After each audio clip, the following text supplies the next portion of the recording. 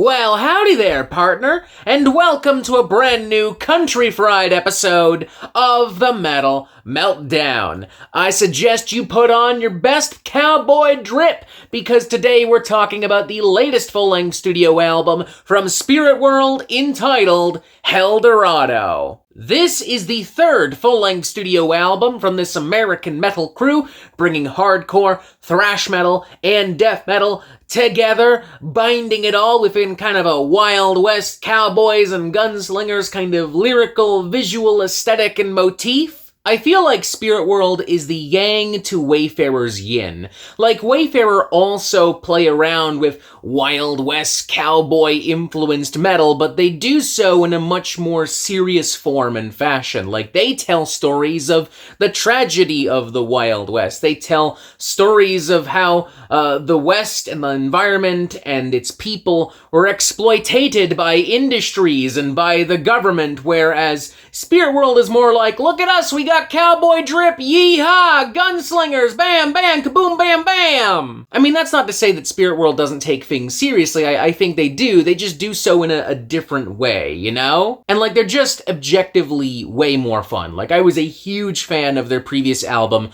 Deaf Western, and seeing them live with Creator, Sepultura, Death Angel was a really weird but really cool experience. With this new album, though, it does seem like SpiritWorld is looking to switch things up. They don't want to compromise that fun factor, but they do want to get a little bit more serious and try some new things, and maybe even dive into some Wild West country-adjacent style genres to mesh with their already cool-as-hell blend of hardcore, thrash, and death.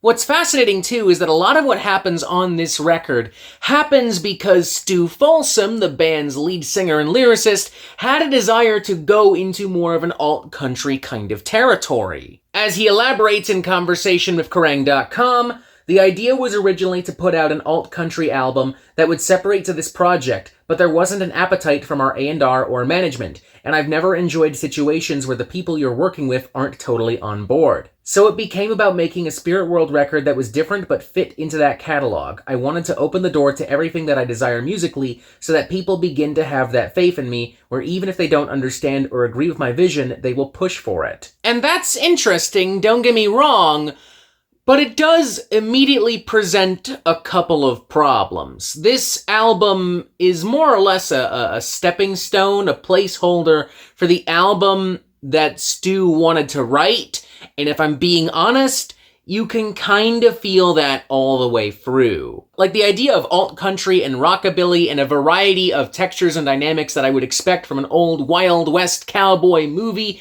being mixed with hardcore, thrash, and death metal, that's genuinely really exciting and cool to me. But the execution does feel a little jumbled, and certain parts feel a little tacked on and undercooked. Now, that's not to say that Helldorado is like a bad album. I enjoyed it, warts and all, but it is fair to argue that it is underwhelming, and I can't help but wonder what this could have been if Stu was allowed to just go ahead and write the album he wanted to make, instead of trying to find some compromise with his vision and with what A&R and management wanted from SpiritWorld. Unfortunately for this album, its opening number, Abilene Grime, does a really good job at displaying why trying to find a middle ground maybe wasn't a great idea. What we have here are two pretty completely different songs that have been kind of smushed together. We have a fairly straightforward kind of alt-country, rockabilly, country rock style cut with gritty western guitars and twangy chords, and it's got a bit of a punky bite with some shouting vocals, and that transitions really poorly, in my opinion, to a more fast-paced, muscular, kind of like thrashy death stomper. Some more fast-paced transitionary tempo changes and a few synths here and there do their best to try to bridge these two worlds together, but this didn't need a bridge, it needed a full-blown emulsification. Other country-tinged or heavy music country fusion moments on the record do fare mostly better, I would say, but I mean, we're still not really striking gold here. Birdsong of Death, for instance, at first charms with a mix of like punky, barking vocals and this kind of like Volbeat style rockabilly, but eventually it just kind of sounds like a heavier, punkier take on like an old Tom Petty song. The closing number, Annihilism, as well, is fairly straightforward, kind of alt-punk country fusion kind of stuff. At times it kind of sounds like Duff McKagan going into like an alt-country kind of territory. Although I will say I do like those country western style twin guitar leads in the very end. I do think it overall does end this album on a strong, sentimental note. Prayer Lip's kind of a dud, though. I don't really like the very quiet, whispered, monotonous kind of vocal drawl.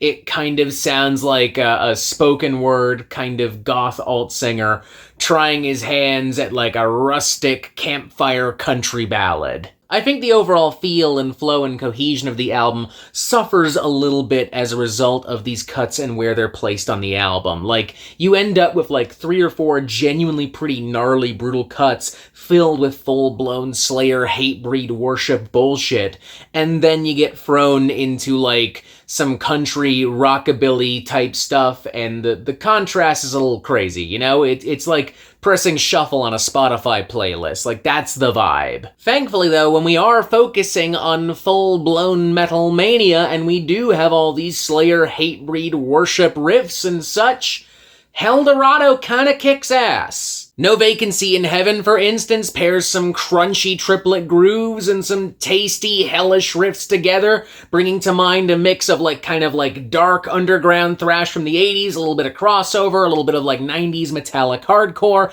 It's big, it's loud, it's chaotic, it's heavy, it's fun. Then there's Western Stars in the Apocalypse, which in its opening moments just straight up sounds like a goddamn chainsaw.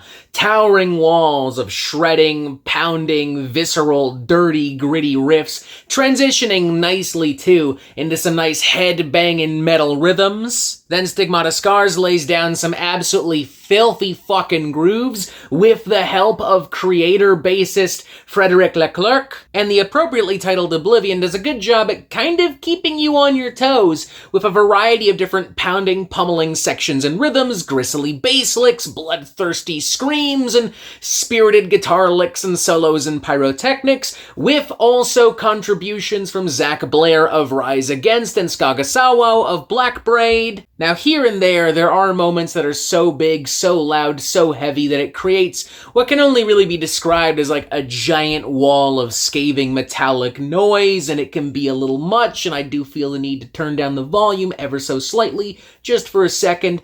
Other than that, though, I think the record is pretty well produced. Personally, I still kind of feel like maybe Stu should have just rolled the dice, taken the chance, and made an alt-country record instead of trying to find some kind of middle ground. But what's done is done. It is what it is. It's all good, and even if it's not perfect, what we got is still, like, good, decent-ish, I would say. I would say half of this album would get, like, a 2.5 out of 5, the other half would get a 3.5 out of 5, so with that in mind, I'm gonna go with a 3 out of 5, a fairly enthusiastic one at that, but a 3 out of 5 nonetheless. It's decent. It's got some problems here and there. It ain't perfect, but I fuck with it. I dig it. I had fun. I'm not personally really sure how people are going to respond to this album. I do think that the more country, western, rockabilly-leaning numbers and moments will be dismissed by large portions of the metal population, and I have seen some fairly mixed reviews from peers and followers of mine. But I will say, if you like their previous album, Def Western, and you're open-minded to hearing some more alt-country rockabilly shit thrown into the mix, give it a shot. You might not love all of it, but you'll definitely love enough of it to warrant having listened to it. 3 out of 5, pretty decent. I liked it. There's definitely some really fun, brutal moments. But next time, Stu, feel free to just go ahead and make the alt-country record. I'm fine with it. A&R and management might not have faith in you, but I do. You got this. I fucking believe in you. And that is it for the Metal Meltdown. I am not an expert, nor do I claim to be. So what do you think? Do you like this record? Do you not like this record? And what do you want to hear from me next? Thank you for watching. Join us on Discord. Follow me on social media. Boom, subscribe. Boom, other videos. And as always, y'all have yourself a fantastic fucking day.